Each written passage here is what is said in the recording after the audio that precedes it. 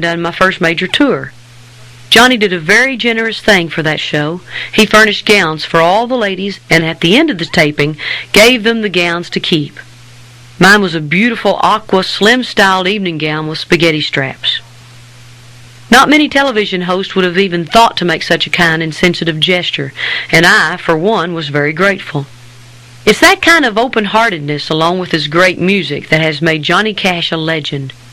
He has never lost sight of his roots. Then 2 years later came my chance to meet the other Johnny, Johnny Carson, the late-night king himself and host of the granddaddy of all the network television shows.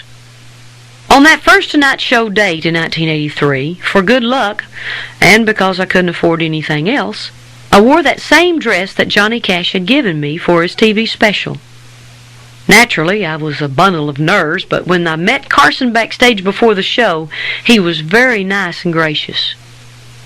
I was to sing 2 songs, with Narvel playing the steel guitar with the Tonight Show orchestra, and Susie singing harmony from inside a sound control booth. Neither of the songs was my #1 record, Can't Even Get the Blues. Instead, the producers asked me to sing You Lift Me Up to Heaven, my first top 10 record, and Only You, the old Platters song I'd done a remake of. I wouldn't get the real guest treatment, the chance to be called to the interview couch, until my 3rd appearance. That time Johnny questioned me about my background in rodeo, and I explained that I'd been a barrel racer. Oh, he seemed so fascinated by the way I said barrel, and kept asking me to repeat it, impersonating me and making fun of how I said barrel. Well, Johnny's from Nebraska, and that's about as rural as Oklahoma. I guess he lost his Nebraskan accent a long time ago. But in hindsight, I can see that Johnny meant no harm. He was just trying to break the ice for me. I would go on to have one more #1 song with Mercury, You're the First Time I've Thought About Leaving, among the 70 songs I recorded there. I just didn't feel that Mercury was pushing my songs hard enough, and they, in turn, had to be unhappy with my sales. I was grateful that Mercury had stuck with me and had supported me for the 8 years I was with them, but I felt it was time to move on.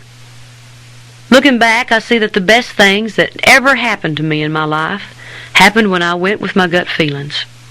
If I go by my heart or by my gut, I usually don't go wrong, and this time was no exception.